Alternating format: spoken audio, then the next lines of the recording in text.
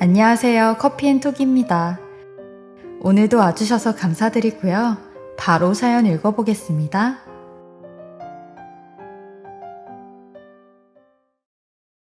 안녕하세요. 저는 20대 후반으로 곧 3자가 붙는 날을 앞에 두고 있습니다. 보통의 20대와 다르지 않게 저는 직장생활과 연애까지 바쁘게 보내고 있는데요. 저에겐 제 일거수일투족을 모두 관리하는 피곤한 언니가 있어요. 아니, 솔직히 요즘 세상에 누가 통금 시간을 지키나요? 사실 저는 고등학교 시절 끔찍한 스토킹을 당한 적이 있는데 그 일이 있고 난 뒤로는 언니의 철저한 감시 속에 살고 있어요. 저희가 1층 빌라에서 살았는데 정말 소름 끼치게 제가 자고 일어나는 모든 순간을 지켜보고 있었더라고요. 결국 오빠같이 씩씩한 면이 많은 언니에게 걸려서 경찰서에 끌려가게 됐는데 그 사람이 제 옷부터 머리끝 머리카락까지 다 수집해 놓은 걸 보곤 이사까지 가고 한동안은 두려움 속에 살았어요. 이런 건 아무리 조심하고 다닌다고 해도 제 선에서는 대처할 수는 없는 노릇이어서 언니와의 마찰도 점점 심해졌어요. 그래도 네가 조심해야 돼. 아니, 그런 걸 내가 어떻게 일일이 다 피해 다녀? 그러니까 늦게 다니지 말고 9시 안에는 들어오라고. 너 어두워지면 아무것도 못 도와줘. 그러다 일 나면 어쩔래? 아, 누가 요즘 통금을 챙기냐고. 살고 싶으면 무조건 지켜. 그때마다 제 친구들에게 이런 고민을 털어놓으면 친구들도 제 고민이 지겹다는 듯 어쩌다가 네가 그런 사람한테 걸린 거지 뭐 하며 대수롭게 넘어가니 저도 더 이상 친구들한테 얘기할 수 없었고 어디 털어놓을 곳도 없었어요. 그리고 장군 같은 언니의 말이라면 부모님도 솔깃해서 9시 통금도 언니가 만들고 해제까지도 언니가 해줘야 풀리는 일이었거든요. 어릴 때도 언니하고 같이 다니면 아들하고 딸 하나씩 보기 좋다는 말을 할 정도로 정반대의 이미지긴 하거든요. 성격 하나는 끝내줘서 누구한테든 인기가 좋아서 언니 이름을 대면 학교에서도 모를 사람이 없을 정도로 밝고 유쾌했어요. 그나마 언니가 3년 전에 시집을 가서 겨우 1시간 정도의 해방감을 맛볼 수 있었습니다. 같이 살 때는 알람처럼 10분 남았다. 누가 보면 언니가 나 낳은 줄 알아. 엄마냐고 압박을 하곤 했어요. 그런데 이것도 몇 년 지나니까 모두 제 주변에서도 통금 시간에 대해 알게 됐고 그에 맞춰서 주말이면 아침 10시부터 만나 놀거나 다른 방식을 찾게 되더라고요. 그리고 남자친구도 이미 적응을 다 해버려서 저녁 7시에 맞춰서 데이트를 끝내는 것도 우리 둘 사이의 암묵적인 규칙이 됐죠. 의외로 그렇게 늘 아쉽게 헤어져 돌아오니까 연애를 오래 하는 힘도 생기는 것 같았어요. 그래도 대부분은 언니들하고 옷이나 화장품으로 싸울 때가 많은데 저랑 언니는 스타일이 정반대라서 그런 면이 전혀 없어 좋을 땐 둘도 없이 사이좋은 자매였어요. 때로 저녁을 같이 해 먹거나 배달을 시켜서 같이 맥주 한잔하는 그런 때가 그립기도 하더라고요. 제가 생각했던 언니 배우자는 듬직하고 성격이 시원시원한 남자일 거라고 생각했는데 지금의 형부는 지적이고 섬세하고 너무 꼼꼼하고 깨끗한 성격이라 결벽증 수준으로 집이 청소가 돼 있더라고요. 거기 가서 머리카락이라도 하나 떨어뜨리고 오면 제가 더 긴장돼서 가족들도 언니네 집이 20분 거리인데도 절대 불편해서 안 놀러 가게 됐죠. 늘 형부를 보면 절로 긴장 모드가 갖춰지더라고요. 그리고 평범한 사람들과는 조금 다른 세계에 산다고 해야 할까요? 어느 날 형부가 제게 처제, 용돈, 친구들하고 맛있는 거 먹어. 형부가 준 봉투에는 200만 원이나 되는 거금이 있었어요. 20을 잘못 넣은 거 아닐까? 언니한테 연락해봐. 그리고 언니를 통해 들은 대답은 형부가 저에게 준 액수 200이 맞다고 하더라고요. 역시 의사라 그런지 씀씀이가 달랐어요. 한 번은 형부가 또 저에게 커피 쿠폰을 준다고 카드를 하나 담아서 선물로 보내줬는데 무슨 커피 마시는 쿠폰을 50씩이나 넣어주는지 형부의 남다른 스케일에 항상 놀랐죠. 그런 게 은근 위축되는 면도 생기더라고요. 형부가 가진 것에 비하면 애를 써도 제가 그냥 촌스러운 모습으로밖에 비치지 않을 것 같다는 생각이 들었어요. 한 번씩 아빠도 형부가 어려운 사위라면서 주변에서 같이 맥주 마시고 어울리면서 사위하고 다니는 모습을 보면 부러운 모양이더라고요. 그래도 언니가 선택한 사람이니 가족끼리는 이해해도 언니 앞에선 내색하지 않았어요.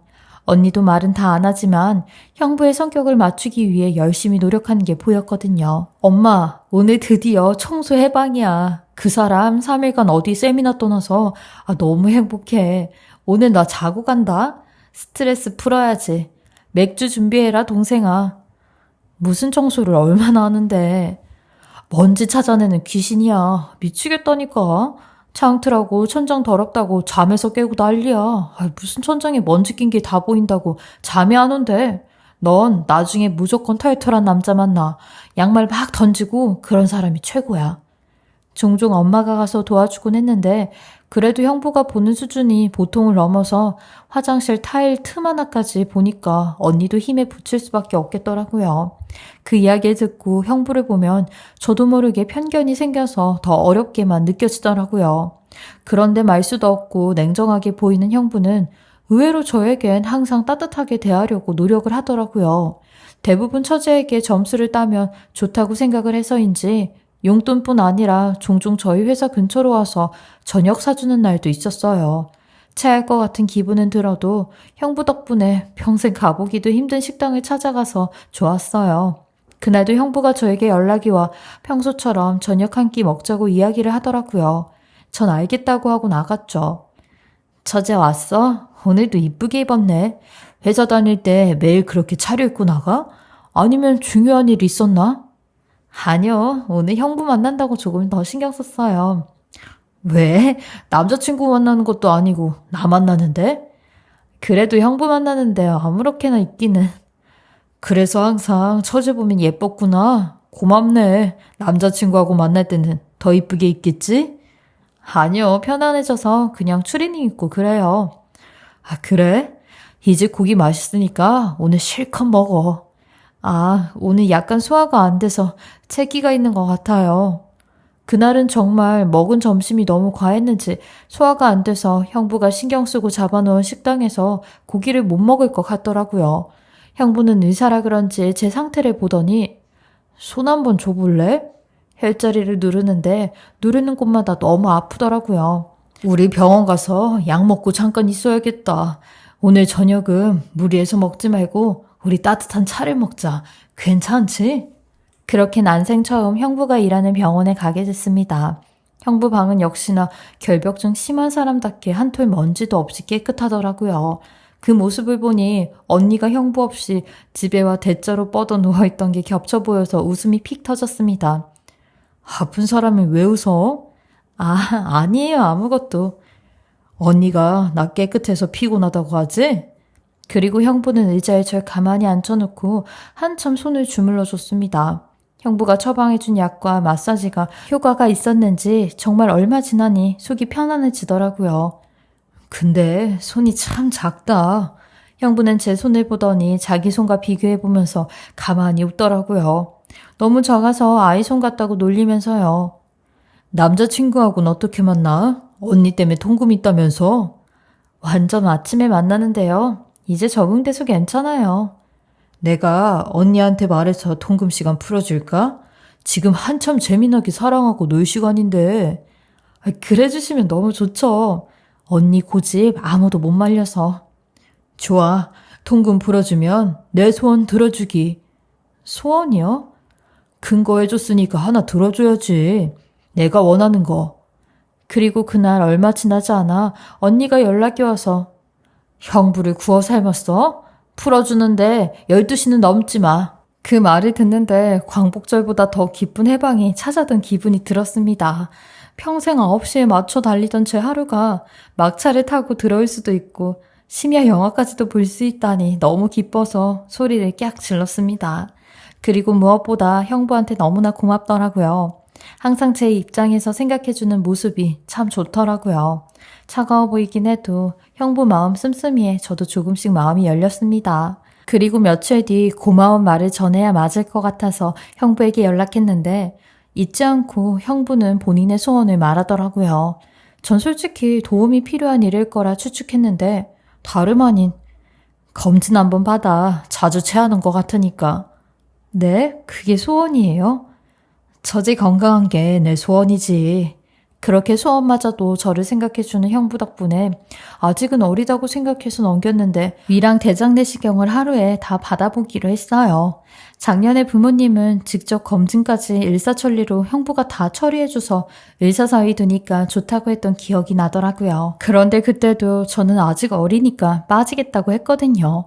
엄마 말로는 네 형부가 너만 빼놓고 한 게 미안했나 보다. 그랬을까? 나 아직 괜찮지 않을까? 형부 말대로 잘 체하면 한번 해봐도 좋지. 이 기회에 눈 딱 감고 해버려. 형부가 해주는 게 얼마나 좋아. 엄마도 형부가 일부러 신경 써준 거니까 잘 받고 오라고 해서 하루를 쫄쫄 굶고 장 비우고 형부 병원에 갔습니다. 형부 병원에 가니 간호사는 딱 한 명 있었는데 전에 언니가 했던 말이 생각이 났어요. 형부가 결벽증이 심한 탓에 직원도 많이 뽑지 않고 진료도 본인이 할 수 있는 만큼만 환자를 받는다고 했었거든요. 간호사와 가벼운 인사 후 검진대 위에 누워있는데 별건 아니라고 생각해도 너무 무섭더라고요. 처음 하는 건강검진이기도 했고 모든 광경이 너무 낯설어 저도 모르게 겁이 나서 몸이 굳어가는 것 같았죠. 그런데 그때 형부가 제 손 위로 손을 살며시 포개며 긴장을 풀라는 신호를 주더라고요. 저제 처음 하는 검진이라 긴장되지? 내가 하니까 걱정 마. 좀 걱정되는데 믿을 만한 형부가 아니 다행이에요. 심호흡 한번 크게 하고 푹 자고 일어나면 돼. 낯설었던 모든 상황에서 유일하게 검사를 해주는 사람이 형부라는 게 너무 안도가 들었어요. 그렇게 마취를 시작하고 열을 센 기억도 없이 잠으로 금방 빠져버리더라고요. 그런데 중간부터 너무 긴장을 한 탓인지 마취가 슬슬 깨는 기분이 들며 주변에 소리가 들리기 시작하는 겁니다. 그리고 뭔가 허전한 기분이 들어 눈을 살며시 깜빡이기 시작했는데 제 옷이 올라가 있는 기분이 들더라고요. 배 쪽이 너무 허전하고 찬기가 드는 느낌이었어요. 그리고 형부 얼굴이 아슬하게 번져서 보이는 기분이 들었는데 그때부터 조금씩 제정신이 돌아오며 이상한 기분이 들었죠. 형부는 혼잣말로 중얼거리고 있었고 막상 마취가 풀렸다는 느낌을 스스로 알게 되니 무언가가 잘못된 건 아닌가 싶어 공포가 확 밀려왔죠. 형부에게 마취가 풀렸다는 걸 알리고 싶었지만 형부는 제 위에서 가만히 절 보고 있는 게 아니겠어요? 그리곤 몸을 짓눌러 올라가 있는데 이건 꿈에서 봐도 흉측한 광경이었어요. 무기력해진 몸은 축 늘어져 도망을 치고 싶은데 꿈쩍도 하지를 않더라고요. 그러더니 곧이어 검사실 안으로 어떤 여자가 한 명 들어오는데 그 여자는 형부네 병원 간호사였어요. 저는 속으로 다행이다 라는 말을 몇 번씩이나 되뇌었고 도와달라고 말을 하려고 하는데 입이 얼마나 무거운지 떨어지지가 않더라고요. 그래도 이 모습을 보고 있다면 저를 도와줄 줄 알았어요. 근데 그 간호사는 아무렇지 않게 형부와 둘이 대화를 하는데 정신은 몽롱했지만 핵심적으로 가장 많이 얘기한 건 돈 얘기였고 간호사가 이번 달은 왜 이렇게 입금이 늦냐며 자꾸 이렇게 늦어지면 곤란하다는 말을 했어요. 그러니 형부가 알겠다며 오늘 오후에 입금을 해준다고 빨리 나가보라고 하는데 마지막으로 그 간호사가 했던 말이 잊혀지지 않을 만큼 정확하게 기억이 나요. 다음 환자 30분 뒤면 오니까 하던 거 빨리 끝내요. 라는 말이었죠. 그러니 형부는 혼잣말로 미적지근하게 끝나네 라며 절 위에서 보고 웃는데 온몸에 소름이 다 끼쳤어요. 그리고 하던 걸 멈춘 뒤 검사를 마무리하더라고요. 제가 보고 들은 건 너무 충격적이었고 마취해서 깨지 않았더라면 저는 아무것도 모르고 있을 게 분명했어요. 대체 형부가 제 위에서 뭘 하려고 했는지 이런 짓이 하고 싶어 제 통금까지 풀어주면서 소원이 있다고 했나 싶었어요. 회복실 침대에 누워있는데 눈물이 계속 흐르는 걸 이불로 닦고 또 닦았죠. 여기에 일어나면 대체 어떤 행동을 취해야 할지도 모르겠더라고요.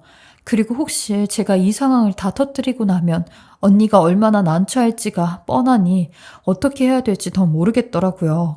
게다가 대체 이 상황을 누가 믿어줄까? 그냥 잘못 본 거라고 몽롱해서 헷갈린 거라고 몰아세우기라도 하면 저만 이상한 사람이 되는 거였고 간호사 또한 이 상황을 알면서도 묵인하니 도움이 되지 않을 거라 생각이 들었어요. 이런 피해를 입었음에도 그냥 질끈 감고 참아야 할까? 그냥 꿈이라고 생각하고 넘겨버릴까 하다가 정말 언니를 위한 일이라면 더 말을 해야 되지 않을까라는 생각이 들었어요. 언니가 이런 사람하고 살다간 언젠간 불행해질 거라 확신이 들었거든요.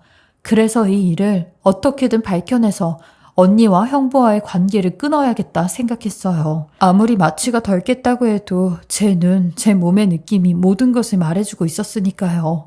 형부란 이 인간 어찌나 막무가내였는지 몸 구석구석이 화끈될 정도로 아팠어요. 치욕스럽기도 하고 회복실 침대에 한참을 누워 고민하다 원래대로면 형부를 만난 후 집에 가야 했지만 그냥 그대로 그 자리를 빠져나왔습니다. 이 일을 당하고 태어난 형부 얼굴을 보려니 속이 터질 것 같았으니까요.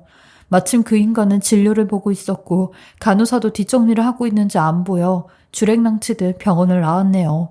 전 며칠 동안 고민을 했고 이 일을 어떻게 해결해야 하나 싶었는데 형부를 상대하기란 쉽지 않을 것 같던 예감이 들었어요. 당장 따지려고 하면 형부가 분명 잘못 본 것으로 몰아갈 게 뻔했거든요.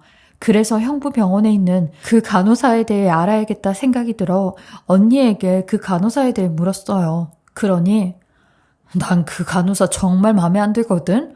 나이도 어린 게 연세 있는 환자들한테 얼마나 싸가지 없게 하는지. 저번에 엄마랑 아빠도 네 형부 병원에 갔다가 그 간호사 흉을 얼마나 많이 보시던지 몰라. 근데도 네 형부는 그 간호사 절대로 안 자르더라. 내가 몇 번이나 다른 간호사로 바꾸라고 자르라고 해도 그 간호사랑 오래 일을 해서 손발이 맞는다고 안 자른대 라고 하는 겁니다. 언니의 말을 들으니 그 간호사랑 형부 사이에 뭔가가 있다는 걸 알게 되었고 그 둘이 한패라는 것도 지레짐작 알 것 같았어요. 이렇게 되면 간호사를 구워 삼는 건 안 될 것 같아 연기를 해 저도 형부에게 마음이 있다는 걸 보여준 후 증거를 잡아 가족들에게 공개하는 편이 더 낫겠다는 생각이 들었어요. 한순간도 마주하기가 힘들었지만 제가 증거를 잡아야 이 모든 것을 밝힐 수 있다는 생각이었죠. 아니나 다를까 형부는 그날 일을 제가 어떻게 느끼고 있는지 궁금해서 떠보고 싶었는지 연락이 먼저 왔더라고요. 그날 잘 갔어, 처제? 왜 말도 없이 가? 검사 결과 나왔는데 병원 한번 와. 아, 형부, 그날 제가 속이 토할 것처럼 메스꺼워서 먼저 집에 왔어요. 그리고 환자도 있길래. 안 그래도 전화 드리려고 했는데. 아, 그랬어? 내가 검사 끝나고 맛있는 거 사줄라 했는데. 그러셨어요? 형부 그럼 그때 그 고깃집 또 한번 가요. 저는 아무 기억도 없다는 듯 형부가 하는 흐름을 따라 행동했습니다. 그리고 그날 식당에서 만난 형부는 분명 제가 기억하고 있을 거란 느낌을 받았는지 평소와 다르게 조심하지 않고 과감하게 표현하기 시작하더라고요. 오늘도 이쁘네 우리 처제는. 형부 눈에만 그런 것 같은데요. 아니야, 내 눈엔 처제가 항상 빛이 나는데 어쩌면 처제가 내 스타일이라 더 그럴 수도 있겠다. 형부, 저 같은 스타일 좋아해요? 나도 사실 형부 같은 남자하고 결혼하는 게 꿈인데. 진심이야? 너무 기분 좋은 말이네. 저제 꿈이 그렇다면 가끔 내가 남자친구라고 생각해도 돼. 정말요? 저 남자친구면 스킨십 진하게 하는 편인데. 오, 그래? 의외로 처제 거친 면이 있네. 마음에 든다. 형부, 솔직히 저 좋아하죠. 솔직히 그날 기억해요. 그날 형부가 전 누르고 있던 거 마취기에서 봤거든요. 순간 저도 너무 좋아서 알면서도 가만히 있었어요. 형부도 저 마음에 들어서 그런 거죠? 솔직히 말해주세요. 저 좋죠? 사실은 맞아. 나 처제 좋아하고 그날도 참을 수가 없더라. 고마워요. 사실대로 말해줘서. 저도 좋았고 짜릿했어요. 역시 나랑 잘 맞을 것 같았어. 우리 밥 먹고 쉬다 갈까? 저도 형부의 말에 박자를 맞추니 곱비 풀린 이 인간이 끝을 모르고 나오더라고요. 이미 제 핸드폰에는 그날의 일을 인정하는 형부의 이야기가 담겨 있었고 그것만으로 가족들에게 형부의 민낯을 알리는 건 충분하다고 생각이 들었습니다. 그리고 저는 잠시 화장실을 간다는 말을 하고 그대로 집으로 달려가 가족들을 소집했습니다. 믿기지 않겠지만 그날 제가 당했던 일에 대해 솔직히 털어놓았고 형부의 더러운 짓에 대해 우리가 똘똘 뭉쳐 정리를 해야겠다는 생각을 했습니다. 아무리 돈 잘 벌고 잘난 사위라 해도 인간이 아닌 놈이잖아요. 그런 놈은 천벌을 받아줘야죠. 언니에게까지 이 이야기를 하려니 차마 입이 떨어지지 않더라고요. 언니 가정을 깨는 것 같아 미안함도 들었지만 언니의 미래가 더 중요하니까요. 저는 덜덜 떨리는 손으로 핸드폰을 들고 언니가 올 때까지 기다렸어요. 이 밤에 갑자기 무슨 일이야? 다들 왜 이렇게 표정이 어두워? 무슨 일인데 그래? 현지야, 네가 말해봐. 누구보다 네 언니 강한 사람이니 괜찮아. 말해 현지야. 언니, 믿기 힘들겠지만 지금부터 내가 들려주는 거 잘 들어. 형부 일이니까. 이건 선택의 문제가 아니라 언니 형부랑 무조건 갈라서야 되는 문제야. 뭐? 갈라서야 된다고? 아니, 그 사람이 왜? 저는 그날 병원에서 당한 일, 형부의 행동, 이 증거를 찾기 위해 만났던 행동 모든 것을 일러줬습니다.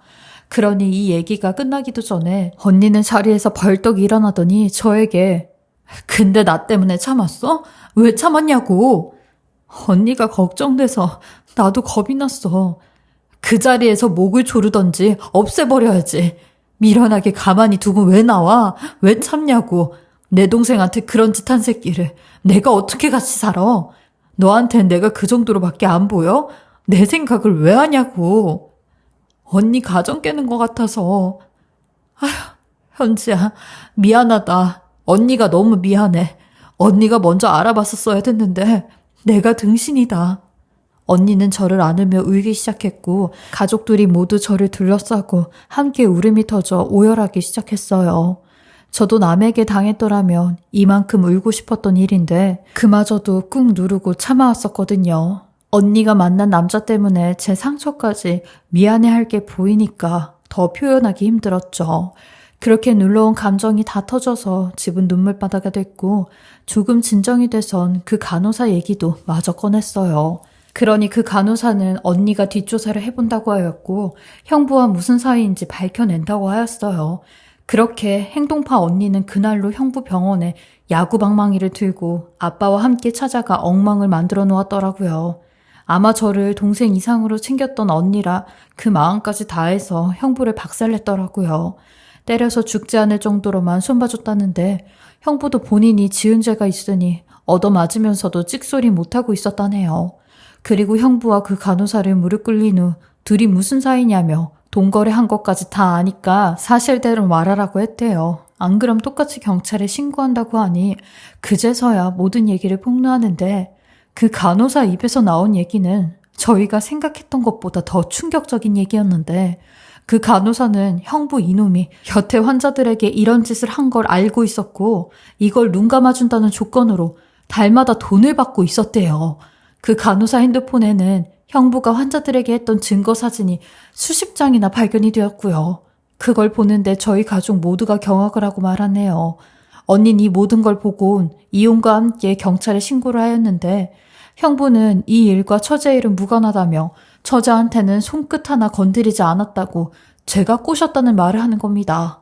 그렇게라도 언니의 마음을 돌리려고 했지만 언니도 저와 하루 이틀 본 사이도 아니고 그럴 리 없다는 걸 잘 아니까 믿질 않았죠. 소송을 하는 도중에도 몇 번씩 저희 집으로 찾아와 저희 부모님 앞에서 무릎을 꿇더니 앞날을 생각해서 일만이라도 하게 해주십시오.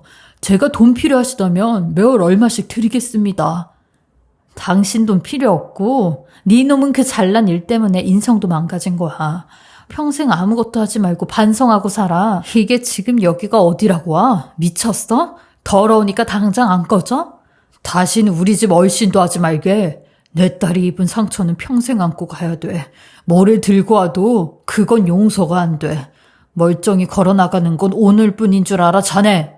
그렇게 매몰차게 쫓아내버렸습니다. 나중에 언니로부터 저만 듣게 된 얘기가 있었는데 그 형부는 결혼 초부터 좀 이상한 변태기가 있었다고 하더라고요.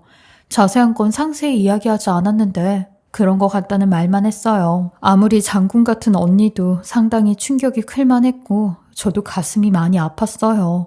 이런 언니를 위해 저희 가족 또한 언니를 보호해주고 같이 아픔을 나눴죠. 이게 유일하게 우리 가족이 언니한테 해줄 수 있는 일 같았거든요. 엄마 말대로 어떤 일들은 각자 선택하고 살아가야 한다는 말이 맞더라고요. 그리고 제 증거가 아니었더라면 그놈은 정말 끝까지 발뺌할 생각이었던 것 같더군요. 그놈은 유능한 전문의 출신 변호사를 선임해 의사 면허 취소는 어떻게든 막았고 수개월가량의 정지 처분만 받게 되었는데 정말 뭐 같더라고요. 의무적인 의사 면허 취소 사유가 되는 결격 사유가 아니라고 한다나 뭐라나. 소송 결과에 화가 났지만 다행히 그놈이 제게 한 일에 대해선 1년형을 받게 되었어요. 그리고 이 일에 대해 묵인한 간호사 그 여자는 집행유예를 받았죠. 저희 가족끼리는 그놈이 돌아와 다시 병원을 개원하거나 의사질을 하고 있으면 지구 끝까지 찾아가 병원 가서 행패 부리기로 약속하였네요. 일단은 그놈이 병원했던 동네엔 일파만파 소문을 퍼뜨려 그곳은 얼씬도 하지 않을 듯해요. 요즘은 언니 입에서 자유롭고 행복하단 말이 나옵니다. 저도 그 이야기를 들으니 절로 행복해지더라고요. 그날 일이 악몽처럼 떠오르긴 하지만 제 곁에 항상 의지할 가족이 있으니 얼마든 덮고 나갈 수 있을 것 같아요. 요즘은 언니의 통금 압박이 다시 시작돼 똑같은 일상으로 돌아갔지만 그래도 행복합니다. 1년 전까지만 해도 엄마 아빠는 제게 언제 결혼할 거냐고 하셨지만 지금은 결혼 얘긴 쏙 들어가셨고 저도 남자 만나는 게 무서워 현재로서는 아예 결혼 생각은 없어요. 그냥 가족들 품 안에서 따뜻하게 지내는 게 제일 행복하다 생각하고 있죠. 하지만 언젠간 후를 털고 저도 좋은 사람 만나서 결혼할 날이 오겠죠.